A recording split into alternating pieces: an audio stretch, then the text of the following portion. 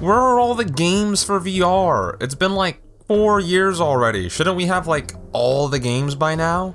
Well, no, not really. I can tell you what we do have. Maybe make sure that you haven't missed too much. Hello virtual dreamers, Gregory here. As you can imagine, there's some obvious hyperbole in the question at hand, since we all should know there are totally games available for VR.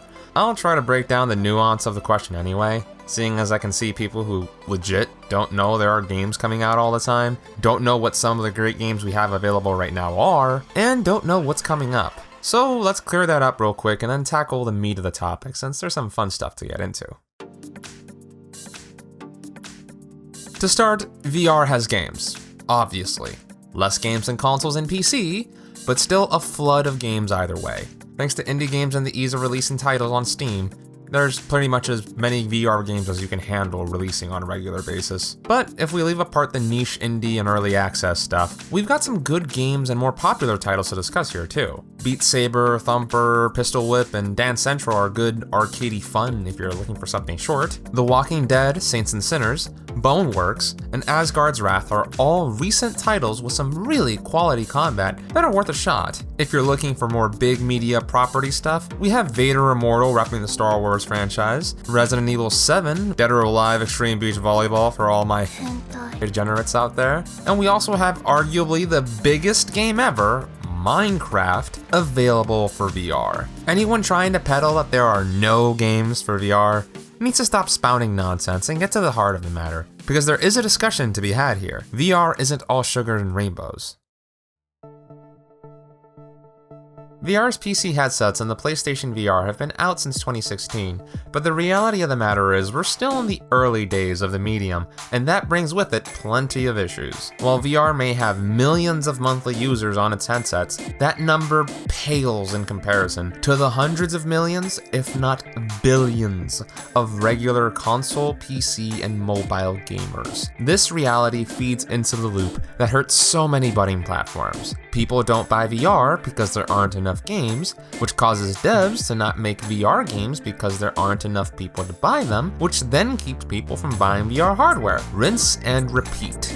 AAA developers aren't immune to this issue either, which has resulted in less effort being placed into the VR medium compared to their Aunt Jemima game outputs. We may get the odd Resident Evil 7, Minecraft, or Asgard's Wrath, but that pales in comparison to the deluge of AAA titles we see on consoles and the support that big PC titles get. This would all be fine if VR's games were of sufficient quality to make up for the lower output, but to the vast majority of people, that's just not the case.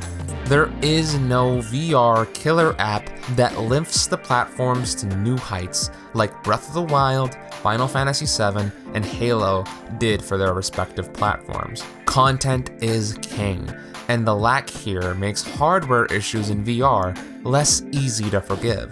VR's hardware is expensive to get into. It can be buggy from time to time, and many game design issues are still readily apparent even in its best titles. The comments on teleportation and floating hands in Half-Life Alyx's comment sections for the recent gameplay videos make it abundantly clear that the VR locomotion problem and VR body presence have a long way to go before they're solved.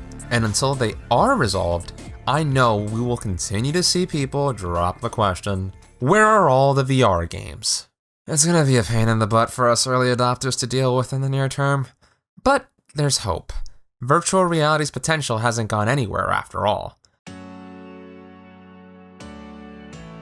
Good headsets like the Oculus Quest and Rift S are getting cheaper steadily, and hardware requirements have actually been going down rather than up since 2016. Sales are actually going up for some of the better headsets like the Quest and Index, which is good news since it seems to be pushing both Oculus and Valve towards making bigger investments into the medium.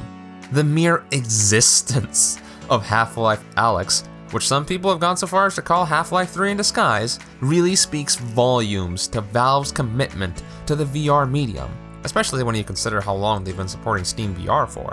Really though, it's the Oculus Facebook activity that's been really shocking me over the past few months. To the Quest, they've added hand tracking, as well as the ability to use a cable like the Oculus Link cable to use your Quest with your PC in order to make it into a makeshift Rift S. They've also made some pretty big acquisitions in the sense that they've purchased Beat Saber, as well as buying the Asgard's Wrath developer Sanzaru. They're even readying to release Horizons, which might as well be their entrant into the VR chat/Oasis space, and aiming to try to create a neurological VR solution. These are all signs of a company that is getting ready for war, which, mind you, is coming very soon. I believe the upcoming developments in artificial intelligence for content, foveated rendering for improving graphics for high-end users while reducing hardware demands for the low-end, and the revolution that is coming in the mixed reality, planet-scale, full-body motion control VR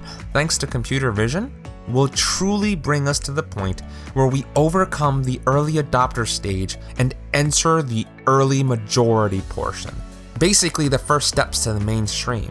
Once high immersion VR and the distant full dive setups come down in cost, we'll finish up the rest of the process and just about everyone will be using VR on a regular basis. I think we all know that the potential for VR is there.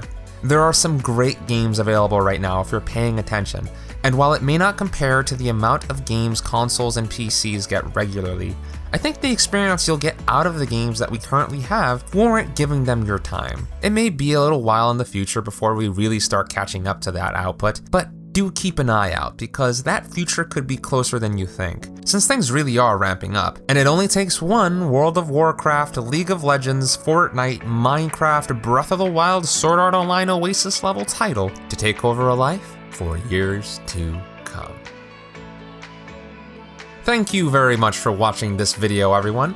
Be sure to rate, comment, share, and subscribe in order to help support the channel and prove to YouTube algorithm Sama that I am being a diligent worker and providing her with content for her platform. Till next time, my fellow adventurers and dreamers, this has been Gregory, logging out.